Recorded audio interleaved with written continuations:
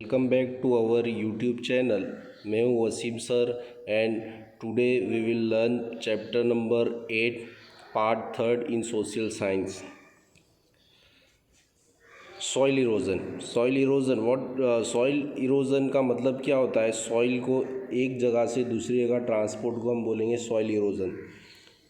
Erosion means the transportation of land particle from one place to another with the help of moving air and water। आपको पता है कि एक जगह से दूसरी जगह जो सॉइल के पार्टिकल जाते हैं with the help of air and water, उसको हम बोलेंगे सॉइल इरोजन।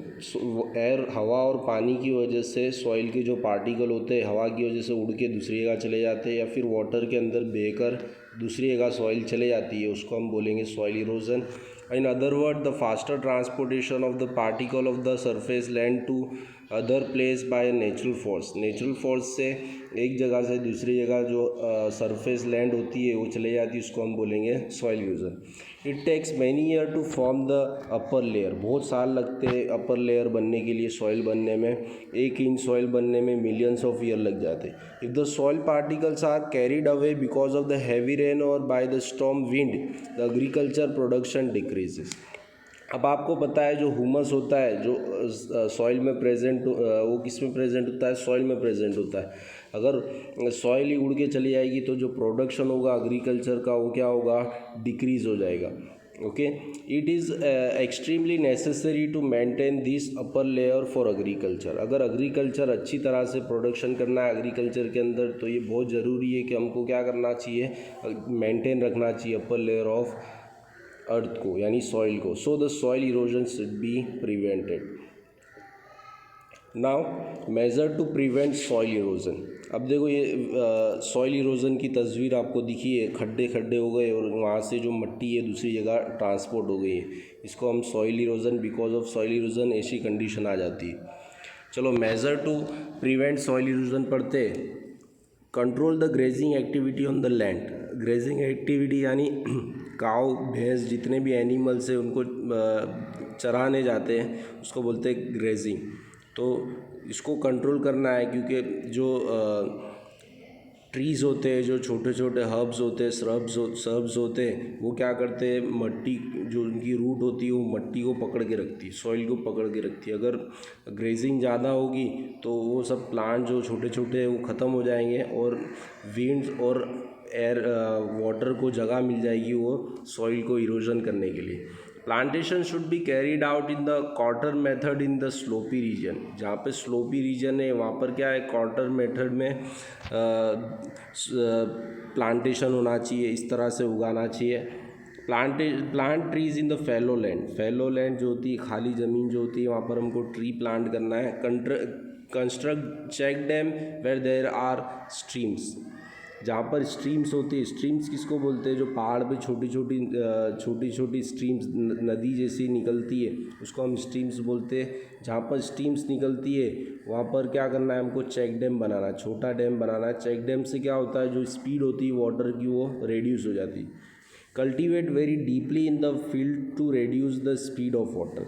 हमको क्या करना चाहिए? एकदम अंदर डीपली कल्टिवेट करना चाहिए सीड्स को।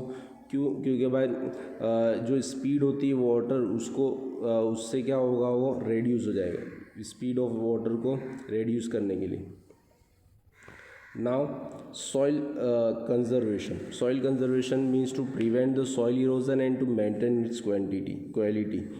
अब क्या करना है? सॉइल इरोजन का मतलब क्या है कि हमको सॉइल कंजर्वेशन का मतलब क्या है कि हमको सॉइल इरोजन को रोकना है और उसकी क्वालिटी को मेंटेन करना है। Soil conservation is directly connected to retain the soil particle at their original place। Soil conservation किससे कनेक्टेड है? कि भाई जो सॉइल पार्टिकल है वो उसकी ओरिजिनल प्लेस पर ही रहे।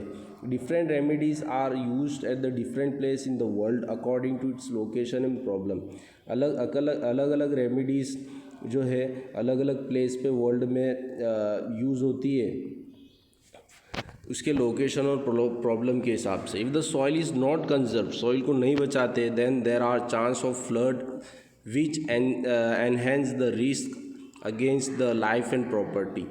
अगर हम इसको बचाते नहीं है सॉइल फ्लड, तो सॉइल को अगर हम कंजर्व नहीं करते तो फ्लड का ज़्यादा चांस है और जिससे हमको लाइफ और प्रॉपर्टी को नुकसान है। दस soil conservation is very much necessary, इसलिए सॉइल कंजर्वेशन, सॉइल को बचाना बहुत ज़रूरी है। अब देखो ये मेथड ऑफ सॉइल कंजर्वेशन यहाँ पर दिया है, मेथड ऑफ सॉइल कंजर्वेशन। अब सॉइल कंजर्वेशन का मेथड क्या है कि जब स्लोपी रीजन है, ये देखो ये स्लोपी रीजन है, सरफेस रन ऑफ वाटर, यहाँ पर वाटर नीचे आ रहा है तो flows faster over the slope, तो स्लोप में एकदम फास्ट आएगा वाटर। सेकेंड इमेज में हम देखेंगे, ये इमेज है, जब फास्ट वाटर आएगा तो वाटर ज़मीन के अंदर यानी अंदर बहुत कम जाएगा, पर्कुलेट्स यानी वाटर के अंदर ज़मीन के अंदर बहुत कम जाएगा और वाटर सीधा स्पीड में नीचे आ जाएगा।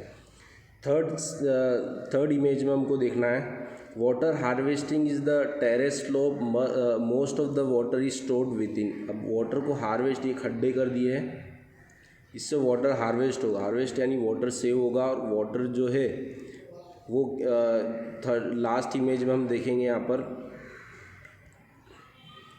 Water accumulates on the terrace, percolate slowly and raise the ground water level. अब यहाँ पर हम खड्डे बीच में कर दिए इस तरह से, यहाँ पर आपने देखा ऊपर तस्वीर में, तो इस तरह अगर हम कर देंगे खड्डे बीच में तो उससे क्या होगा, वाटर अंदर जम जाएगा और वाटर की जो स्पीड है वो भी रिड्यूस हो जाएगी और वाटर इसके अंदर चले जाएगा और ग्राउंड वाटर लेवल बढ़ जाएगा।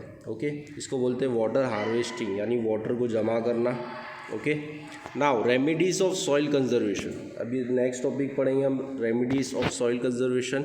क्या क्या रेमेडीज है? The roots of the tree in forest cover hold up the soil particles.